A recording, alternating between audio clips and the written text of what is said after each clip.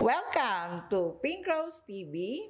At ngayong hapon, ipapakilala natin ang bago nating na-discover na nadito sa dulo ng Marikina, si Sir Jermike. At siya din po ang may-ari ng Jermike Packaging Supplies Trading Incorporated.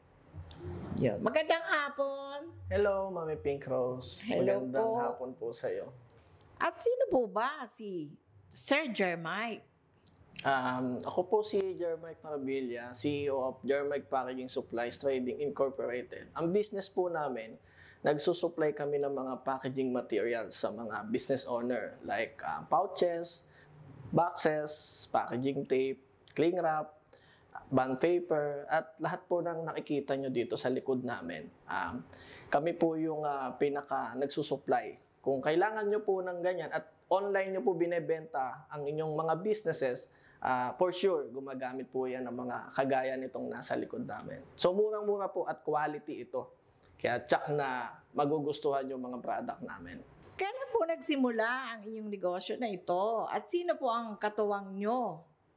Nag-start po kami ng March 2023. That time, naisip ko na magnegosyo ng packaging kasi nakita ko yung paglago ng online word system natin. Na alam ko naman na lahat ng mga business owner ay gumagamit ng packaging.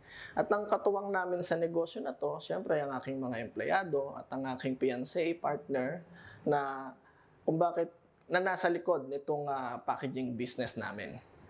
Sir Mike, ilang branches na po meron ng Jermike and saan po matatagpuan kung sakaling merong gustong bumili ng mga produkto ninyo? As of now, meron po tayong mahigit 8 to 10 branches. So, makikita ito sa Lipa, Batangas, Sariaya, Quezon, Dasmariñas, Cavite, Trece Martires, Cavite, Pasig, Antipolo, Marikina, Bacolod, at may paparating pa pong iba. At ang ating pinaka-main branch, dito lang po matatagpuan sa Marikina City. Which is, ito po ang location na matatagpuan ang area dito sa amin sa Marikina. At pwede nyo kaming makontak. Kung gusto nyo pong umorder, meron po kaming Facebook page. Ang Facebook page po namin ay Jermike Packaging Supplies Trading Marikina Main Branch. At ang contact number is 0926-875-4224. Sir Jermike, sa mga viewers natin, Pink Rose TV, na sakali gusto nilang magnegosyo ng kagaya nito, ano po ba ang may itulong nyo? Like advice at paano sila pwedeng magsimula? Sa ngayon po, ma'am, meron tayong ino-offer na franchisee. Oh. So, kung gusto nilang maglagay ng packaging business sa kanilang area na wala pa sa mga nabanggit ko, open po kami para magbigay ng opportunity sa inyo.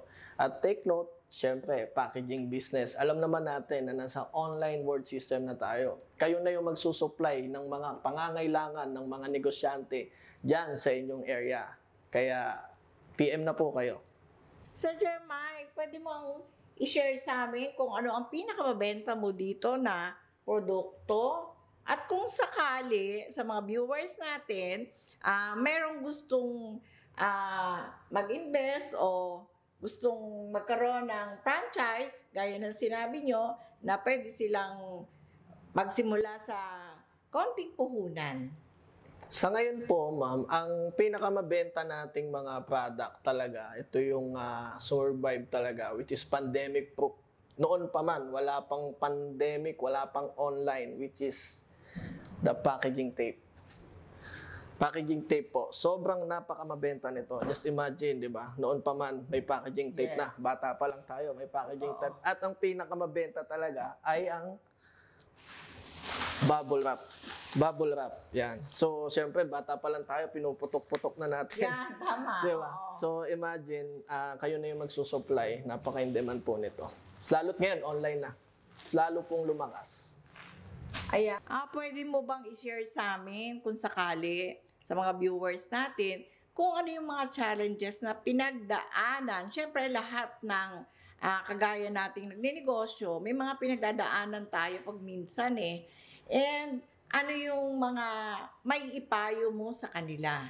Okay. So, lagi ko sinasabi to sa mga mga viewers ko, sa mga followers, na lagi nilang tatandaan na, gaya nga ng sabi ni Boss Ramon ang ating billionaire idol, na live within your means. Okay? Kasi lagi ang nagiging problema ng mga negosyante, na kapag kumita na ng konti, which is 50,000, 100,000, lagpas-lagpas na doon yung ginagastos nila. So dapat, kapag nagsisimula ka, at least 5% to 10% lang doon yung kukunin mo para panggastos mo sa pang-araw-araw.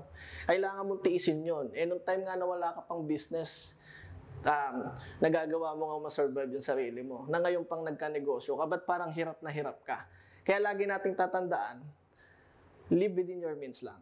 So yun ang lagi kong pinapayo sa mga viewers. At syempre, always start small.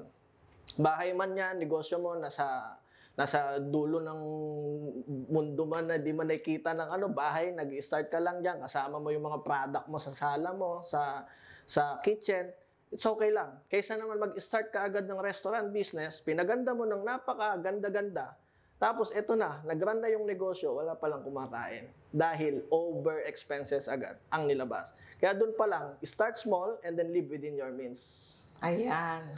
O, di ba mga viewers? So, alam nyo na. At nandyan naman ang mga number ni Sir Jermike. Tutulungan kayo niya na magsimula kung paano magnegosyo sa konting puhunan. Meron ka pa bang ibang negosyo na pwede nating i-share sa kanila? Yes po, ma'am. Meron tayong furniture. Gumagawa po tayo ng mga sofas, bed, frame, and lahat po ng mga pangangailangan sa pansala. I mean, mga sofa, ganyan.